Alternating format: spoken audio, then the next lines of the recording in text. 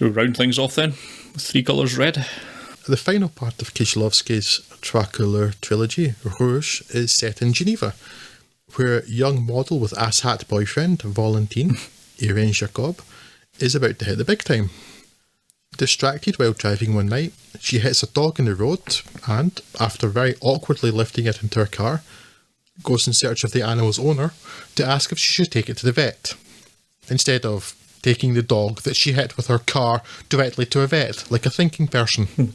The dog is owned, and immediately disowned, by Joseph Kern, Jean-Louis Trintignant, a retired judge, and I'm afraid to say, yet another right creepy bastard.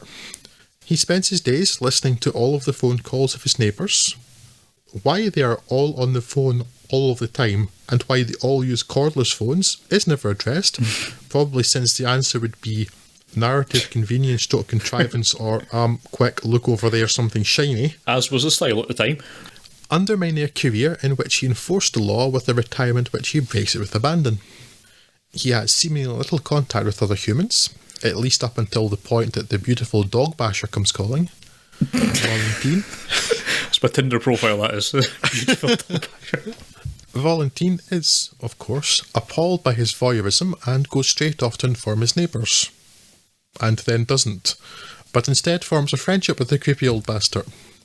One could read this in a number of ways, including suggesting that we're all voyeurs deep down, but again I come back to the idea of right creepy bastard wish fulfillment, which, fits rather better than most other readings. While this is comfortably the weakest of the Tricolor trilogy for me, I still enjoyed watching it, and I think much of that has to do with the acting. While Irene Jacob doesn't have an enormous amount to work with character-wise, she still has much more than the complete non-entity that was her character in La Double Vie de Véronique. Though when she uttered the line, "I feel something important is happening around me and it scares me," I scoffed, thinking, no, it really isn't, so I wouldn't worry about that. But Jean-Louis Trintignant manages to bring a level of engagement and sympathy to his character that is hardly merited.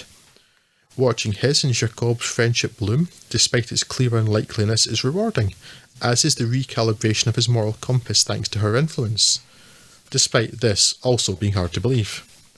It may be the weakest of the three in plot or character, but Rouge wins in the acting stakes. As with the other two installments, the film looks wonderful, with the vibrant and saturated nature of the film's title colour meaning that its presence is the most striking. As well as echoing the warmth evoked by Rouge's ostensible theme of fraternity, even if that theme is not actually evident in the film at all, it brings some welcome colour compared to the relatively muted bleu and blanc. Much of the film's good work, though, is undone by an ending scene in which, out of nowhere, the main characters of all three films are smashed together in a tragedy, and for no good reason that I can discern. It also seems to be at odds with the ending of Tricolor Blanc. It's clearly following the director's recurring theme of unconscious interconnectedness, but it's a particularly ham-fisted way of doing it. People's lives can intersect, and destiny brings people together or some such nonsense, so I'll just stick in the sinking of the Herald of Free Enterprise off of Zeebrugge here. That'll do. It's woefully out of place. As I've mentioned, Kieślowski used recurring themes of interconnectedness and destiny, however much bollocks the idea of destiny actually is, and this film begins with much subtler and more interesting ways of suggesting this. When Valentine calls her prat of a boyfriend, a phone rings in the nearby flat of Jean-Pierre Laury's Auguste, the young, newly qualified judge whose path almost, but never quite, crosses with the Valentines throughout the film, which makes the way that they are eventually brought together seem even more inept and forced. This was Kieślowski's last film, and that final scene makes me feel like he had run out of ideas or possibly interest. No, probably neither are true, but it's a bum note to bow out on. Yeah, I don't think I actually mentioned it in the other couple of films. There's a few scenes where they're sort of crossing over into each other, but those scenes are entirely irrelevant to the actual story contained in either of those films, so it's almost not worth mentioning, but it is so obnoxious in this one at the ending. Yeah, the last, what's that, 5 minutes of this film were just kind of right off the rails. Offensively so, yeah, actually. I mean, before that, obviously, it's the best of the Three Colours films because it has two cool dogs and puppies. I really should have beaten Pulp Fiction. It had no dogs. Not a single one. Even Reservoir Dogs didn't have any dogs in it, I don't think so. But anyway, Three Colours Red, I actually liked, probably more than you did by the sound of it. I might have, if I was ranking them for some reason, I enjoyed all of them, but I might actually put this a little bit above Blue because it's kind of interesting. It's one of the few of his films where the creepy bastard is actually presented as a creepy bastard and not as a love interest, which is, I suppose, a good thing in a way. Yeah, but also suggests that had they not been apart in age, they would have been a love interest, and also possibly the young lawyer is actually him because the timelines may not actually be real. And I don't know.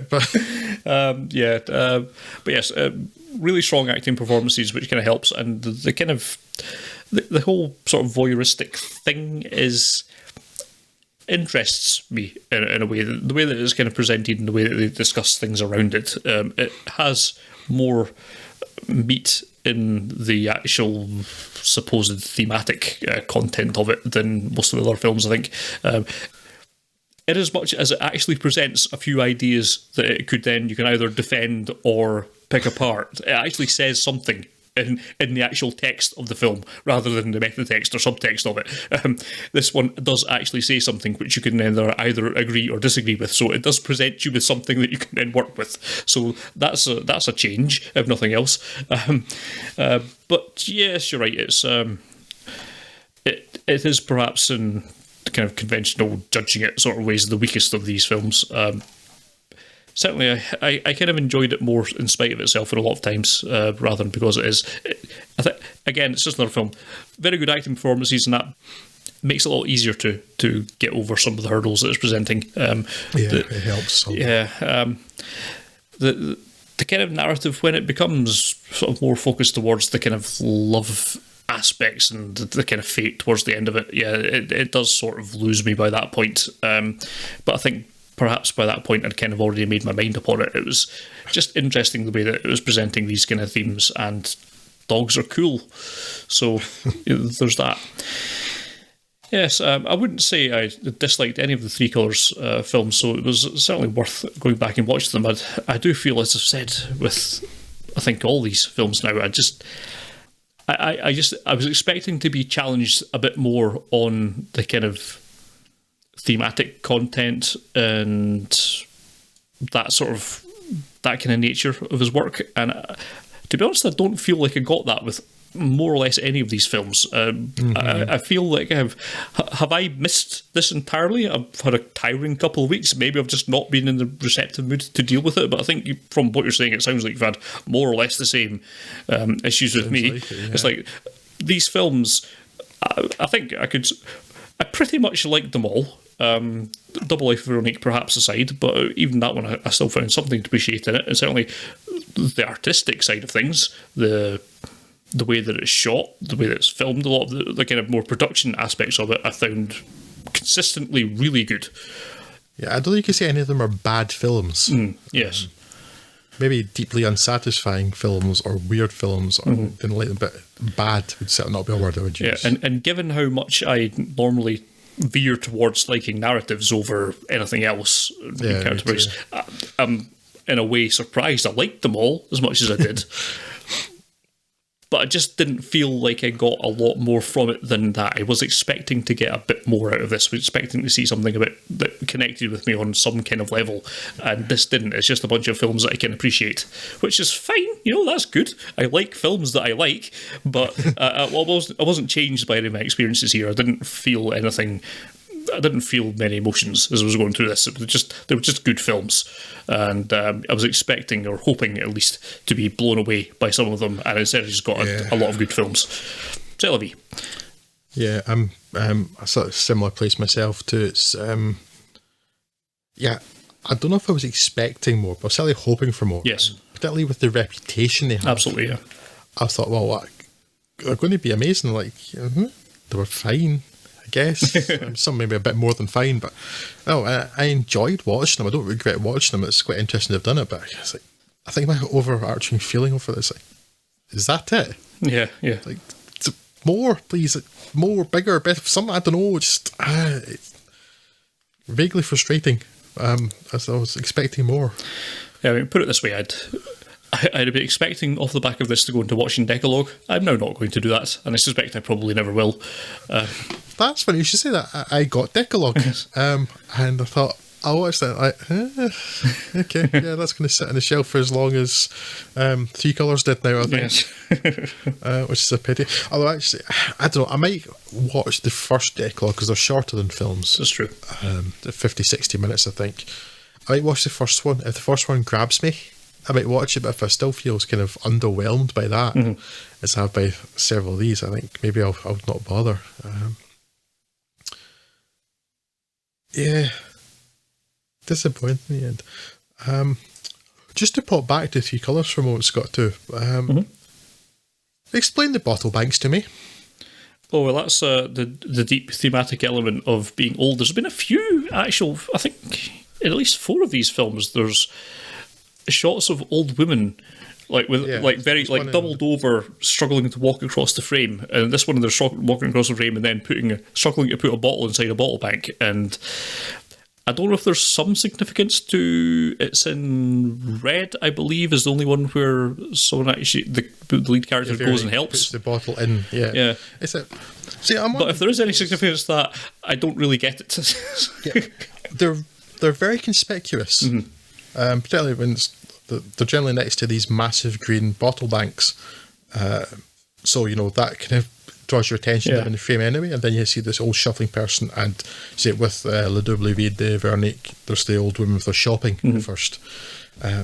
But then lots of other people have noticed this, but apparently I haven't noticed it very well, because they're saying there's this same old woman in 3 films. It's like, no, it's 3 different people, one of them's a man. Yes.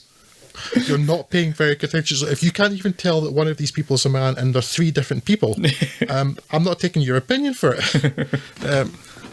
So I would like to know what it means. I did manage to find, after 90% of people, so either 90% of people didn't notice that they're the same, not the same person, or perhaps more likely, they found the one person who wrote the thing about it on IMDb or Wikipedia and just copied it. Craig. But